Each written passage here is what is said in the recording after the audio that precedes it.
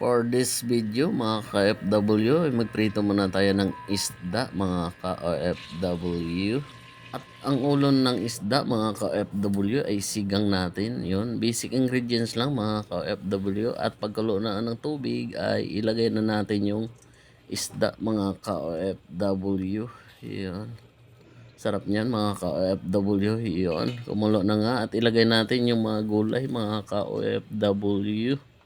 Ilagay na natin yung iba't ibang gulay mga ka-OFW. Ayun, gusto kasi ng kaibigan ko ay maraming gulay mga ka-OFW. At naglagay rin pala ako dito ng sinigang mix sa gabi mga ka-OFW. At yun nga, natapos na yon, magluto naman tayo ng pansit dito mga ka-OFW. Naglagay din pala ako ng kunting karne dito mga ka-OFW. Ilagay na natin yung noodles mga ka-OFW or bihon mga ka-OFW. Yon, 2 piraso at maglagay ako dito ng kanton mga ka-OFW. Yon, ilagay na natin yung kanton. Tapos halo-haluin lang natin yan mga ka-OFW.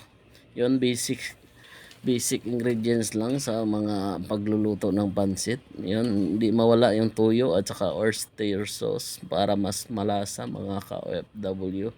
At kung bago ka sa aking video mga ka-OFW ay pa-share naman ang aking video at maraming salamat and God bless everyone.